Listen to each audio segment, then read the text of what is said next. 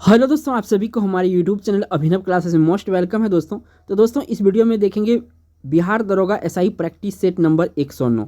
तो इससे पहले दोस्तों आप लोगों को 108 प्रैक्टिस सेट मिल चुका है। जो हमारे वीडियो रेगुलर देखते होंगे उनको पता होगा, उनका लगभग में 5000 प्लस क्वेश्चन की तैयारी हो गया है बिहार दरोगा से संबंधित दोस्तों। और ये जो ऐसे क्वेश्चन है दोस्तों, एग्जाम में यहाँ से क्वेश्चन आने की गारंटी 100% है। यहाँ पे आपको अगर ये हम जितने भी क्वेश्चन कराएंगे, अगर आप करके जाते हैं बिहार दरोगा के पीटी में, तो यहाँ से 85% से लेकर 90% तो क्वेश्चन इसी वीडियो सीरीज से मिलेगा। क्योंकि दोस्तों इसमें जो है कि नंबर ऑफ क्वेश्चन मैं काफ़ी शामिल करता हूँ। तो लेट नहीं करते हुए चलते हैं पहला क्वेश्चन पर। नेक्स्ट क्वेश्चन दोस्तों, और ये रिपीटेड क्वेश्चन है प्रीवियस ईयर दरोगा। अगर आप दिए होंगे 2011 या 13 वाला में पूछा हुआ है। एक नंबर का क्वेश्चन है, इसमें पूछा गया मोहनजोदड़ो में सबसे बड़ा भवन कौन सा था। यानी मोहनजोदड़ो जो था दोस्तों, सबसे बड़ा भवन कौन सा मिला था। तो यहाँ पे सबसे बड़ा जो भवन मिला था विशाल स्नानागार मिला था, यानी कि ए ऑप्शन सही है। बढ़ते हैं 2 नंबर क्वेश्चन पर। और देखिए सिंधु घाटी सभ्यता से आपका बिहार दरोगा में 1 या 2 सवाल इंपॉर्टेंट रहता है। तो आप लोग जो सिंधु घाटी सभ्यता से मैं हर सीरीज में 1-2 क्वेश्चन कोशिश करता हूँ कि शामिल करें। बढ़ते हैं 2 नंबर क्वेश्चन पर। नेक्स्ट क्वेश्चन दोस्तों, इसमें पूछा गया है आपसे 2 नंबर में, इंडिका किसने लिखी थी। जो इंडिका पुस्तक है ये किसने लिखी थी। तो दोस्तों ये लिखा था मेगास्थनीज। कौन लिखा था? मेगास्थनीज के द्वारा लिखा गया था इंडिका। बढ़ते हैं 3 नंबर क्वेश्चन पर। नेक्स्ट क्वेश्चन दोस्तों, इसमें पूछा गया है आपसे 3 नंबर में, प्रसिद्ध दिलवाड़ा मंदिर स्थित है। तो किस राज्य में यहाँ पे पूछा है और ये राज्य आपको बताना है। तो यहाँ जो राजस्थान है, यहाँ पे ये दिलवाड़ा मंदिर है। और दोस्तों आपसे क्वेश्चन है कि ये दिलवाड़ा जो मंदिर है किस धर्म से संबंधित है। अगर आप जानते हैं तो कमेंट कीजिए, क्योंकि आप सभी बताते हैं कि बहुत इजी क्वेश्चन शामिल करते हैं। तो मैं पिछले वीडियो में शायद इसका डिस्कस किया था। तो दिलवाड़ा जैन मंदिर जो है माउंट आबू में, ये किस धर्म से संबंधित है ये आपको बताना है। अगर आप जानते हैं तो कमेंट जरूर कीजिएगा, नहीं भी जानते हैं तो ये भी कीजिएगा कि सर मुझे पहले नहीं आता था। ठीक है, मैं अगला क्वेश्चन फिर इसको रिपीट करूंगा दूसरा, इसमें जो है कि जो आपका दिलवाड़ा मंदिर है किस धर्म से संबंधित है। बढ़ते हैं 4 नंबर क्वेश्चन पर। नेक्स्ट क्वेश्चन दोस्तों, इसमें पूछा गया है आपसे 4 नंबर में, किस लड़ाई में मोहम्मद गोरी के लिए दिल्ली क्षेत्र खोल दिया गया था। देखिए मोहम्मद गोरी और पृथ्वीराज के साथ जो है कि 2 लड़ाई हुआ था। एक हुआ था आपका 1091 में, एक हुआ था 1092 में। ठीक है, 1092 में। ठीक है, ये 2 लड़ाई हुआ था। पर जो 91 में हुआ था इसको प्रथम तराइन का प्रथम लड़ाई जाना जाता है, और दूसरा को दूसरा। पहला में विजयी कौन था। तो पहला में आपका जो ये क्या कहते हैं पृथ्वीराज चौहान है, इसकी जीत हुआ था। दूसरा में किसका जीत हुआ था? मोहम्मद गोरी की जीत हुआ था। तो याद रखिएगा, ये भी एग्जाम में पूछा जाता है। तो यहाँ पे पूछा है कि तराइन का दूसरा लड़ाई में जो है कि यहाँ इस क्वेश्चन का जो राइट आंसर होगा, तो तराइन का दूसरी लड़ाई में जो जीत लिया था इन्होंने, तो यहाँ पे मोहम्मद गोरी का लिए दिल्ली पूरा खुला हुआ था। तो दोस्तों वीडियो में आगे बढ़ने से पहले दोस्तों, अगर आप बिहार दरोगा या बिहार एसआई, बिहार कांस्टेबल की तैयारी कर रहे हैं तो ये चैनल आपके लिए इंपॉर्टेंट है दोस्तों। इस चैनल को आप सब्सक्राइब कर सकते हैं रेगुलर वीडियो देखने के लिए, और बेल आइकन प्रेस कर लीजिए दोस्तों, ताकि नोटिफिकेशन आपको पहले मिल जाए और वीडियो को फुल वॉच करें और पूरा बेनिफिट उठाए। बढ़ते हैं 5 नंबर क्वेश्चन पर। नेक्स्ट क्वेश्चन दोस्तों, इसमें पूछा गया है 5 नंबर में, और देखिए ये भक्ति आंदोलन से है। एक क्वेश्चन भक्ति आंदोलन से होता है, तो ये भी याद रखिएगा। भक्ति प्रचारक शंकरदेव ने निम्न प्रादेशिक भाषाओं में किसका उपयोग करके उसे लोकप्रिय बनाया था। तो किसका उपयोग करके लोकप्रिय बनाया था ये शंकरदेव। तो ये दोस्तों असमिया भाषा का प्रयोग किया था और इसे लोकप्रिय बनाया था शंकरदेव द्वारा। बढ़ते हैं नेक्स्ट 6 नंबर क्वेश्चन पर। नेक्स्ट क्वेश्चन दोस्तों, इसमें पूछा गया है, और ये आपका 6 नंबर क्वेश्चन है, निम्न में से किस मुगल सम्राट ने स्वयं अपनी आत्मकथा लिखी थी। यानी आत्मकथा लिखी गई थी किसके द्वारा। तो इन दो मुगल सम्राट में 2 सम्राट थे जो अपनी आत्मकथा लिखा था। तो पहला दोस्तों बाबर था, दूसरा जहांगीर था। तो राइट आंसर इसमें बी ऑप्शन होगा, बाबर और जहांगीर। बढ़ते हैं नेक्स्ट क्वेश्चन पर दोस्तों, 7 नंबर पर। नेक्स्ट क्वेश्चन दोस्तों, इसमें पूछा गया है 7 नंबर में, रामकृष्ण मिशन की स्थापना किसने की थी। तो देखिए रामकृष्ण मिशन का जो स्थापना किया था दोस्तों, ये किया था स्वामी विवेकानंद। ये इसके गुरु था दोस्तों। रामकृष्ण जो परमहंस था, ये इसकी का शिष्य था ये विवेकानंद, और इन्होंने ही अपने गुरु के नाम पर मिशन की स्थापना किया था। बढ़ते हैं 8 नंबर क्वेश्चन पर। नेक्स्ट क्वेश्चन दोस्तों 8 नंबर का स्क्रीन पे है, 1 नवंबर 1858 में रानी की उद्घोषणा जारी करने के लिए शाही दरबार कहाँ आयोजित किया गया था। रानी की उद्घोषणा जारी करने के लिए कहाँ पे दरबार आयोजित किया गया था। तो ये किया गया था दोस्तों इलाहाबाद। तो दोस्तों इलाहाबाद का जो नया नाम है वो आपको पता ही होगा, प्रयागराज है और वर्तमान में ये प्रयागराज के नाम से जाने जाते हैं और यूपी में पड़ता है। बढ़ते हैं नेक्स्ट क्वेश्चन पर। नेक्स्ट क्वेश्चन दोस्तों 9 नंबर का है। इसमें पूछा गया है आपसे, वर्ष 1885 में हुई भारतीय कांग्रेस की स्थापना प्रथम मीटिंग की अध्यक्षता किसके द्वारा की गई थी? तो दोस्तों ये किया गया था श्री व्योमेश चंद्र बनर्जी या WC बनर्जी इसको शॉर्ट में कहते हैं।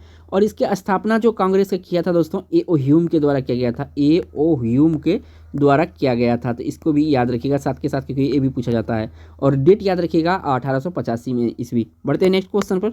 नेक्स्ट क्वेश्चन दोस्तों यहाँ पे स्क्रीन पे आ गया है और त्रयी नाम है। ये त्रयी किसका नाम है? तो दोस्तों ये 3 वेदों को त्रयी कहते हैं। क्या कहते हैं? त्रयी कहते हैं 3 वेदों को। बढ़ते हैं 11 नंबर क्वेश्चन पर। नेक्स्ट क्वेश्चन दोस्तों इसे पूछा गया है, ईसा का प्रारंभिक शताब्दी में भारत तथा रोम के बीच घनिष्ठ व्यापारिक संबंध की सूचना किस पुरास्थल की खुदाई से प्राप्त होता है? यानी कि इन 2 देशों के बीच, भारत और रोम के बीच जो संबंध था ईसा पूर्व, तो ये कौन सा खुदाई में प्राप्त हुआ दोस्तों? तो ये अरिकामी में प्राप्त हुआ। किस में हुआ? अरिकामी में। डी ऑप्शन सही है। बढ़ते हैं 12 नंबर क्वेश्चन पर। नेक्स्ट क्वेश्चन दोस्तों इसमें पूछा गया है 12 नंबर में, भारतीय पुरातत्व सर्वेक्षण की स्थापना किसके काल में हुई थी? जो भारतीय पुरातत्व सर्वेक्षण है दोस्तों, इसकी स्थापना किसके काल में हुई थी? यानी कि लॉर्ड कवित कौन था वहाँ पे? तो दोस्तों उस समय जो था लॉर्ड कर्जन था। इसी के समय जो है कि भारतीय पुरातत्व सर्वेक्षण की स्थापना की गई थी। बढ़ते हैं 13 नंबर क्वेश्चन पर। नेक्स्ट क्वेश्चन दोस्तों इसमें पूछा गया है 13 नंबर में, माय डियर बापू लिखी है। जो माय डियर बापू है एक कौन लिखा है दोस्तों? 4 ऑप्शन आपके सामने, आपको राइट आंसर देना है।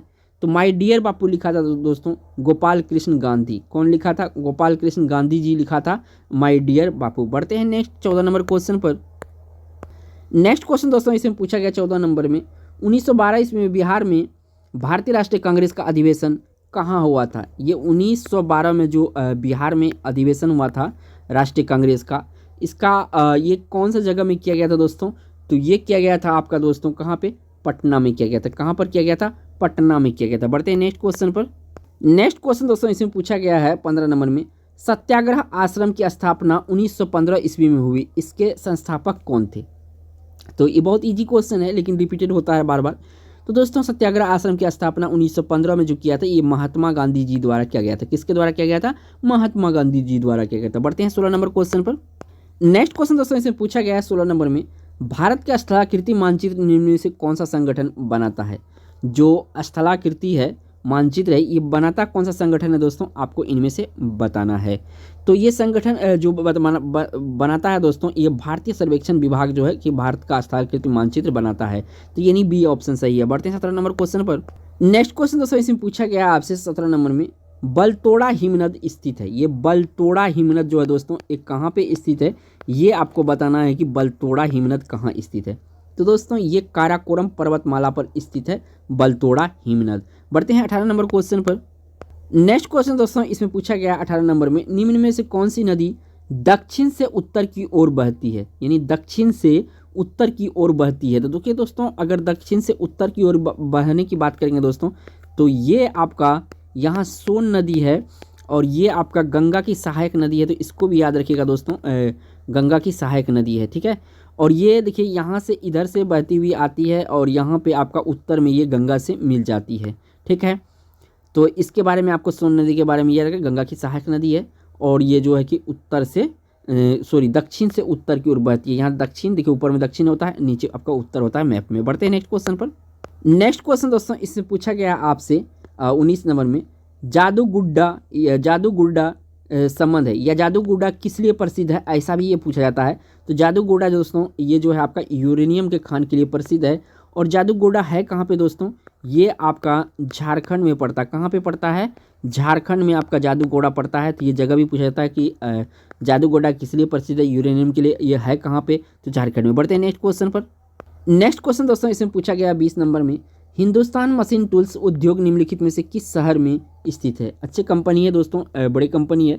हिंदुस्तान मशीन टूल्स उद्योग जो दोस्तों आपका कहाँ पे है? ये बेंगलुरु में है। कहाँ है बेंगलुरु? कर्नाटक की राजधानी है बेंगलुरु। बढ़ते हैं 21 नंबर क्वेश्चन पर। नेक्स्ट क्वेश्चन दोस्तों इसमें पूछा गया आपसे 21 नंबर में, ये क्वेश्चन बहुत ही रिपीटेड होता है तो याद रखिएगा, खासी और गारो जातियाँ मुख्यतः कहाँ पाई जाती है? तो खासी और गारो या गारो खासी देखिए कहाँ पाया जाता है? तो दोस्तों ये आपका मेघालय में है। किस में है? मेघालय में। यहाँ से एक याद रखना है दोस्तों, यहाँ का जो पहाड़ है, पहाड़ी एरिया है, इनका भी नाम है इन्हीं के गारो खासी जयंतियाँ। ये पहाड़ी भी है, यहाँ जनजाति भी है, और ये दो जिला का नाम भी है। ये तीनों चीज़ का नाम में आता है खासी गारो। और जब भी कहे गारो खासी जातियाँ कहाँ है? मेघालय में। गारो खासी पहाड़ी कहाँ है? मेघालय में। गारो खासी जिला कहाँ है? मेघालय में। तो यहाँ पे ये ऑप्शन आ जाता है। बढ़ते हैं 22 नंबर क्वेश्चन पर। नेक्स्ट क्वेश्चन दोस्तों इसमें पूछा गया है 22 नंबर में, निम्नलिखित में से अंतर्राष्ट्रीय दिनांक रेखा कौन सी है? अंतर्राष्ट्रीय दिनांक रेखा या अंतर्राष्ट्रीय तिथि रेखा कौन सी होता है? तो दोस्तों 180 डिग्री जो देशांतर होता है, यहाँ पे डिग्री होना चाहिए, ठीक है, देशांतर जो होता है ये आपका इंटरनेशनल डेट लाइन होता है। तो डी ऑप्शन सही है, हिंदी में कहते हैं देशांतर रेखा। बढ़ते हैं नेक्स्ट क्वेश्चन पर। नेक्स्ट क्वेश्चन दोस्तों इसमें पूछा गया था 23 नंबर में, अंधकारमय महाद्वीप है। देखिए यहाँ पे अंधकारमय की जगह अंधद्वीप है, ब्लैक ओशियन है, तो इस तरह से भी ब्लैक ओशियन है, तो इस तरह से भी पूछा जाता है। तो ऑप्शन क्वेश्चन को ध्यान रखिएगा। अंधकारमय महाद्वीप या अंध महाद्वीप जो है अफ्रीका को कहा जाता है। किसको कहा जाता है? अफ्रीका को कहा जाता है। बढ़ते हैं 24 नंबर क्वेश्चन पर। नेक्स्ट क्वेश्चन दोस्तों इसमें पूछा गया 24 नंबर में, यूरोप की सबसे लंबी नदी कौन सी है? यूरोप की सबसे लंबी नदी कौन सी है दोस्तों? तो यहाँ पे वोल्गा जो है यूरोप की सबसे लंबी नदी है। और दोस्तों आप अगर हमारी वीडियो देखते होंगे तो आपको बताना है दोस्तों, एशिया जो है, एशिया की सबसे लंबी नदी कौन सी है दोस्तों? आपको हिंट्स इसमें देता हूँ कि ये नदी आपका चीन में पड़ता है। कहाँ पे पड़ता है? चीन में है ये नदी, ठीक है। आप अगर हमारे पिछले वीडियो देखे होंगे तो आपको पता होगा एशिया का सबसे लंबी नदी, क्योंकि मैं जो खान सर का जो ग्लोब से पढ़ा रहा था तो उसमें ये नदी जिक्र किया था क्वेश्चन आंसर में। बढ़ते हैं 25 नंबर क्वेश्चन पर। नेक्स्ट क्वेश्चन दोस्तों इसमें पूछा गया आपसे 25 नंबर में, निम्नलिखित में से कौन सा संसाधन अजैव और नवीकरणीय दोनों है? तो अजैव और नवीकरणीय दोनों है, तो दोस्तों ये जंगल होता है और ये अजैव भी है और नवीकरणीय भी, यानी कि फिर से लगाया जा सकता है। तो बढ़ते हैं 26 नंबर क्वेश्चन पर।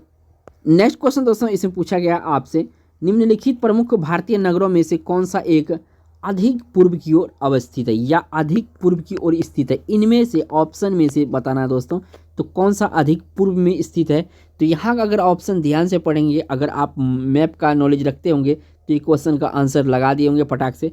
तो बेंगलुरु जो है दोस्तों मैप में आप देखेंगे तो इन ऑप्शन में जो है तो सबसे पूर्व में पड़ता है। बढ़ते हैं 27 नंबर क्वेश्चन पर। नेक्स्ट क्वेश्चन दोस्तों इससे पूछा गया है, अफ्रीका का सर्वोच्च पर्वत शिखर माउंट किलिमंजारो स्थित है। तो देखिए दोस्तों माउंट किलिमंजारो कहाँ पे स्थित है आपको? तो ये जाम्बिया में स्थित है। कहाँ पे है? जाम्बिया स्थित है। दोस्तों जो खान सर का मैं ग्लोब वाला PDF पढ़ाता हूँ उसमें लगभग मैं 4 से 5 वीडियो दे दिया हूँ, तो उनमें ये क्वेश्चन मैं जिक्र किया था। इसीलिए कहता हूँ दोस्तों आप लोग जो है कि बेल आइकन प्रेस कर लीजिए ताकि कोई भी क्वेश्चन आपसे मिस ना हो। बढ़ते हैं 28 नंबर क्वेश्चन पर। नेक्स्ट क्वेश्चन दोस्तों इसमें पूछा गया है 28 नंबर में, गरजती चालीसा, प्रचंड पचासा, चीखता साठा क्या है? देखिए नाम कैसे कैसे है। गरजती चालीसा, प्रचंड पचासा, चीखता साठा क्या है? तो दोस्तों ये जो है आपका प्रशांत महासागरीय धारा है या प्रशांत महासागरीय स्ट्रीम है। तो डी ऑप्शन आपको यहाँ पे सही करना है। बढ़ते हैं 29 नंबर क्वेश्चन पर। नेक्स्ट क्वेश्चन दोस्तों इसमें पूछा गया 29 नंबर में, शासन की एकात्मक पद्धति का लाभ है। तो शासन की जो एकात्मक पद्धति है उसका लाभ क्या होता है दोस्तों? तो इसमें जो होता है दोस्तों जनता द्वारा अधिक सहभागिता होता है। तो यहाँ पे सी ऑप्शन सही है। बढ़ते हैं 30 नंबर क्वेश्चन पर। नेक्स्ट क्वेश्चन दोस्तों इसे पूछा गया है 30 नंबर में, निम्नलिखित में से क्या उच्च न्यायालय और उच्चतम न्यायालय दोनों का अधिकारिकता के अधीन है? निम्नलिखित में से क्या उच्च न्यायालय और उच्चतम न्यायालय दोनों की अधिकारिकता के अधीन है? तो दोस्तों यहाँ पे जो है मूल अधिकार जो है ये दोनों के अधीन होता है। कौन सा अधिकार? मूल अधिकार दोनों के अधीन होता है, उच्च न्यायालय और उच्चतम न्यायालय। बढ़ते हैं 31 नंबर क्वेश्चन पर। नेक्स्ट क्वेश्चन दोस्तों इसमें पूछा गया है आपसे और 31 नंबर का, राष्ट्रपति संविधान के किस अनुच्छेद के अंतर्गत राष्ट्रीय आपात की स्थिति की घोषणा कर सकता है? यानी कौन सा अनुच्छेद के तहत? तो दोस्तों जो अनुच्छेद आपका 352 है इसके अंतर्गत जो है आपात स्थिति घोषित कर सकता है राष्ट्रपति।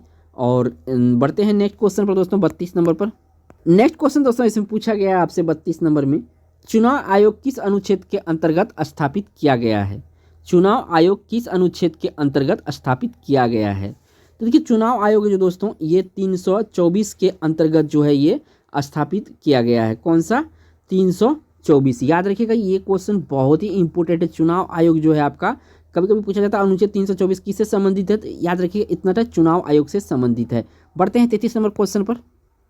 नेक्स्ट क्वेश्चन दोस्तों इसमें पूछा गया आपसे निम्नलिखित में से किस एक अधिनियम द्वारा भारत में संघीय न्यायालय की स्थापना की गई है। तो कौन सा अधिनियम द्वारा संघीय न्यायालय की स्थापना की गई है, तो ये भारत सरकार अधिनियम 1935 जो है दोस्तों, इसमें जो है कि संघीय न्यायालय की स्थापना किया गया है। देखिए दोस्तों 1935 से एक सवाल आता है, इसको मिनी संविधान कहते हैं भारत का। किस लिए मिनी संविधान कहते हैं दोस्तों, तो मिनी संविधान इसलिए कहते हैं कि संविधान का जो अपना स्रोत है अभी का वर्तमान संविधान में लगभग में दोस्तों 65% जो कंटेंट है इन्हीं अधिनियम से लिया गया है इस संविधान हमारे संविधान में। तो इसीलिए हम लोग 1935 अधिनियम को क्या कहते हैं, मिनी संविधान कहते हैं। बढ़ते हैं 34 नंबर क्वेश्चन पर। नेक्स्ट क्वेश्चन दोस्तों इसे पूछा गया है आपसे 34 नंबर में, भारत के संविधान के निर्माण में संविधान सभा का कितना समय लगा था। तो देखिए 2 वर्ष 11 माह 18 दिन लगा था, तो यहाँ पे ए ऑप्शन सही है, 2 वर्ष 11 माह 18 दिन। देखिए दोस्तों एक सवाल पूछा जाता है कि संविधान का पिता किसे कहा जाता है। तो दोस्तों संविधान का पिता कहा जाता है डॉक्टर भीमराव अंबेडकर को। किसको कहा जाता है, डॉक्टर भीमराव अंबेडकर को। इसको याद रखिएगा दोस्तों कि ये भी क्वेश्चन पूछा जाता है। बढ़ते हैं 35 नंबर क्वेश्चन पर। नेक्स्ट क्वेश्चन दोस्तों इसमें पूछा गया आपसे 35 नंबर में, भारत में संसदीय प्रणाली की सरकार है, संसदीय प्रणाली की सरकार है, कैसे आप कहेंगे कि संसदीय प्रणाली की सरकार है। तो देखिए दोस्तों भारत में जो है मंत्रिपरिषद लोकसभा के प्रति उत्तरदायी होता है, इसीलिए हम भारत को जो है संसदीय प्रणाली कह सकते हैं, यानी कि डी ऑप्शन सही है। बढ़ते हैं 36 नंबर क्वेश्चन पर। नेक्स्ट क्वेश्चन दोस्तों इसमें पूछा गया 36 नंबर में, संविधान होना चाहिए, किस संविधान संशोधन द्वारा भारत को राष्ट्रीय राजधानी का क्षेत्र का दर्जा दिया गया था। तो दिल्ली का दोस्तों राष्ट्रीय राजधानी का क्षेत्र दर्जा दिया गया था, तो कौन सा संशोधन है संविधान का। तो दोस्तों ये याद रखिएगा, ये भी क्वेश्चन बहुत इंपॉर्टेंट है, 69वां संशोधन था ये संविधान का। आपको बताना है दोस्तों, अगर हमारे वीडियो देखते होंगे तो आपको पता होगा कि संविधान जो 69वां संशोधन हुआ था कौन से वर्ष में हुआ था। यहाँ पे 1900 तो लगेगा ही दोस्तों, इसमें आपको यहाँ पे जो 2 खाली जगह है आपको भर के बताना है कि कौन सा साल में जो है कि यहाँ पे जो आपका राष्ट्रीय राजधानी क्षेत्र का दर्जा मिला था, कौन सा संशोधन था, कौन सा वर्ष में हुआ था। बढ़ते हैं नेक्स्ट क्वेश्चन दोस्तों इसमें पूछा गया है 37 नंबर में, संपत्ति के मौलिक अधिकार को कब समाप्त किया गया।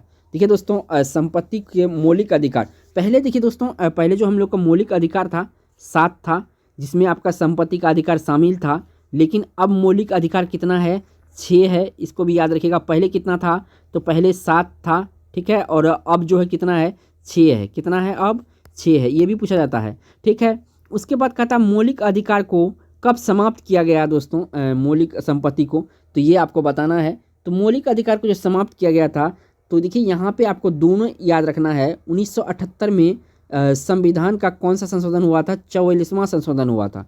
कौन सा हुआ था, 44 नंबर का संशोधन था, और ईस्वी था 1978। दोनों बात कभी कभी पूछा जाता, कभी ये 1978 वाला पूछ लेगा, कभी 44 वाला पूछ लेगा संशोधन, ठीक है। आप दोस्तों यहाँ से एक और क्वेश्चन बनता है कि जो संविधान का ये संपत्ति का अधिकार है, इसे कौन सा अधिकार में रखा गया है। तो दोस्तों इसको अब कानूनी अधिकार में रखा गया। किस में रखा गया है, कानूनी अधिकार में रखा गया है, या वैधानिक अधिकार में इसको रखा गया है, ये भी पूछा जाता है। बढ़ते हैं नेक्स्ट क्वेश्चन पर। नेक्स्ट क्वेश्चन दोस्तों इसे पूछा गया है 38 नंबर का क्वेश्चन है, किसे सरकारी खजाने का प्रहरी कहा जाता है या रक्षक कहा जाता है, कि सरकारी खजाने का किसको रक्षक कहा जाता है। तो दोस्तों ये कहा जाता है महालेखा परीक्षक एवं नियंत्रक को जो है सरकार का प्रहरी कहा जाता है। बढ़ते हैं 39 नंबर क्वेश्चन पर। नेक्स्ट क्वेश्चन दोस्तों इसमें पूछा गया है आपसे 39 नंबर में, अच्छा क्वेश्चन है, राष्ट्रपति किसकी नियुक्ति नहीं करता है। तो देखिए सबसे पहले आपको क्या चुनना है इस टाइप के क्वेश्चन में कि कौन कौन करता है, वो आपको छांट लेना है। तो देखिए प्रधानमंत्री का नियुक्ति करता है, इसके बाद महालेखा परीक्षक एवं नियंत्रक का भी करता है, मुख्य चुनाव आयुक्त का भी करता है। देखिए किसका किसका करता है, प्रधानमंत्री, महालेखक परीक्षक एवं नियंत्रक क्या का करता है, मुख्य चुनाव आयुक्त इसका भी करता है। दोस्तों यहाँ पे जो राज्य लोक सेवा आयोग का अध्यक्ष हैं, इनका नियुक्ति राष्ट्रपति द्वारा नहीं किया जाता है। बढ़ते हैं 40 नंबर क्वेश्चन पर। नेक्स्ट क्वेश्चन दोस्तों 40 नंबर में पूछा गया है आपसे, किसी उद्यमी द्वारा विज्ञापन द्वारा जन संपर्क पर किया गया खर्च उसके किस प्रकार के व्यय का हिस्सा है। किसी कंपनी द्वारा विज्ञापन विज्ञापन द्वारा जनसंपर्क पर किया गया खर्च उसके लिए किस प्रकार का खर्च है दोस्तों, ये आपसे पूछा गया है। तो देखिए दोस्तों, ये खर्च जो है इसको कहा जाता है मध्यवर्ती उपभोग। क्या कहा जाता है? मध्यवर्ती उपभोग कहा जाता है इस तरह खर्च को। बढ़ते हैं 41 नंबर क्वेश्चन पर। नेक्स्ट क्वेश्चन दोस्तों इसमें पूछा गया है 41 नंबर में, कर को प्रतिगामी तब तक कहा जाता है जब उसका भार, कर को प्रतिगामी तब कहा जाता है, कब कहा जाएगा दोस्तों? जब उसका भार। तो इस क्वेश्चन का अगर ध्यान से पढ़ेंगे तो जब अमीरों की तुलना में गरीब बहुत अधिक बढ़ता है। ठीक है, गरीबों की तुलना में गरीबों पर बहुत अधिक पड़ता है, अमीरों की तुलना में गरीबों पर बहुत अधिक पड़ता है। ठीक है, बढ़ते हैं 42 नंबर क्वेश्चन पर। नेक्स्ट क्वेश्चन दोस्तों इसमें पूछा गया आपसे 42 नंबर में, भारत में सभी राष्ट्रीयकृत व्यापारिक बैंक या व्यावसायिक बैंकों की बचत लेखों पर ब्याज दर का निर्धारण किसके द्वारा किया जाता है? यानी कि सीधा सीधा पूछे, कॉमर्शियल बैंक जो होता है भारत में उस पर ब्याज दर कौन निर्धारण करता है दोस्तों? तो ब्याज दर का निर्धारण करता है दोस्तों, कौन करता है? भारतीय रिजर्व बैंक करता है। कौन करता है? भारतीय रिजर्व। देखिए, भारतीय रिजर्व बैंक यानी आरबीआई का जो है दोस्तों, आरबीआई का जो स्थापना हुआ था ये कब हुआ था? तो 1935 में हुआ था। इसका दोस्तों हेडक्वार्टर पूछा जाता है तो हेडक्वार्टर आपका मुंबई में है। वर्तमान में दोस्तों आपको बताना है कि वर्तमान में इसके गवर्नर कौन है। आई होप कि आप सभी को पता होगा। बढ़ते हैं 43 नंबर क्वेश्चन पर। नेक्स्ट क्वेश्चन दोस्तों इसे पूछा गया 43 नंबर में, निम्नलिखित में से किस अर्थशास्त्री को अर्थशास्त्र का जनक कहा जाता है? यानी फादर ऑफ इकोनॉमिक्स किसे कहा जाता है? तो फादर ऑफ इकोनॉमिक्स दोस्तों कहा जाता है एडम स्मिथ को। किसको कहा जाता है? एडम स्मिथ को फादर ऑफ इकोनॉमिक्स कहा जाता है। बढ़ते हैं नेक्स्ट क्वेश्चन पर। नेक्स्ट क्वेश्चन दोस्तों यहाँ पे पूछा गया 44 नंबर में, अंतरण आय होती है। अंतरण आय क्या होती है? तो ये एक प्रकार का अनर्जित आय होती है। क्या होती है? अनअर्जित आय होती है अंतरण आय। बढ़ते हैं 45 नंबर क्वेश्चन पर। नेक्स्ट क्वेश्चन दोस्तों इसमें पूछा गया आपसे 45 नंबर में, किसी देश का अन्य आर्थिक क्षेत्र यानी सेज उसके तट से कितनी दूर तक होता है? तो देखिए दोस्तों, उसका अगर किलोमीटर में बताएं दोस्तों तो 320 किलोमीटर होता है। कितना होता है? 320। अगर मील में दोस्तों तो 200 मील के ये करीब होता है। ठीक है, तो आपको कभी कभी मील भी पूछा जाता है। बढ़ते हैं नेक्स्ट क्वेश्चन पर। नेक्स्ट क्वेश्चन दोस्तों यहाँ पे पूछा गया है 46 नंबर में, पूंजीवादी अर्थव्यवस्था की विशेषता कौन सा एक नहीं है? इनमें ऑप्शन में दोस्तों देखना है कि इनमें कौन सा में पूंजीवादी अर्थव्यवस्था का विशेषता नहीं है। नहीं है वाला बात पूछा है तो ध्यान रखिएगा, जो है उसको पहले निकाल लेते हैं दोस्तों। तो देखिए, राज्य के हस्तक्षेप का अभाव ये होता है, केंद्रीकृत नियोजन ये भी होता है, निजी संपत्ति का अधिकार ये भी होता है। किस में होता है? पूंजीवादी अर्थव्यवस्था में। लेकिन पूर्ण प्रतिस्पर्धी बाजार जो है इसमें नहीं होता है, तो हमको यही छांटना है। तो डी ऑप्शन आंसर सही होगा। बढ़ते हैं 47 नंबर क्वेश्चन। नेक्स्ट क्वेश्चन दोस्तों इसमें पूछा गया आपसे 47 नंबर में, समष्टि अर्थशास्त्र के अंतर्गत अध्ययन किया जाता है। जो समष्टि अर्थशास्त्र है इसके अंतर्गत क्या अध्ययन किया जाता है दोस्तों? तो इसके अंतर्गत दोस्तों आय और रोजगार का अध्ययन किया जाता है। यहाँ पे दोस्तों यो है, आय और रोजगार का अध्ययन किया जाता है। बढ़ते हैं 48 नंबर क्वेश्चन पर। नेक्स्ट क्वेश्चन दोस्तों इसमें पूछा गया आपसे 48 नंबर में, निम्न में से किसको एक राष्ट्रीय आय कहा जाता है? तो राष्ट्रीय आय दोस्तों इसको कहता है जीएनपी के, ग्रोस नेशनल प्रॉफिट। ठीक है, बढ़ते हैं 49 नंबर क्वेश्चन पर। नेक्स्ट क्वेश्चन दोस्तों इसमें पूछा गया आपसे 49 नंबर में, जीएसटी का काउंसिल का अध्यक्षता कौन करता है? जीएसटी काउंसिल का अध्यक्षता कौन करता है दोस्तों? तो जीएसटी काउंसिल का अध्यक्षता करता है वित्त मंत्री। कौन करता है? वित्त मंत्री करता है। बढ़ते हैं और बढ़ते हैं नेक्स्ट क्वेश्चन पर। नेक्स्ट क्वेश्चन दोस्तों इसमें पूछा गया आपसे 50 नंबर का क्वेश्चन है, 15वां वित्त आयोग का सिफारिश लागू होगी। तो 15वां वित्त आयोग का सिफारिश कब से लागू होगी दोस्तों? तो देखिए, लागू जो है दोस्तों 2020 से लेकर 2015 तक लागू है, यानी कि अभी वर्तमान में ये 15वां वित्त आयोग लागू है। तो 20 क्वेश्चन का बी ऑप्शन सही होगा। और दोस्तों इस वीडियो का लास्ट क्वेश्चन था, अगर आप हमारे चैनल पर पहली बार आए हैं तो चैनल को प्लीज़ सब्सक्राइब कर लीजिए और बेल आइकन प्रेस कर लीजिए, ताकि आपका कोई भी आपका एजुकेशनल वीडियो हमारे चैनल का मिस ना हो। थैंक्स फॉर वॉचिंग दोस्तों।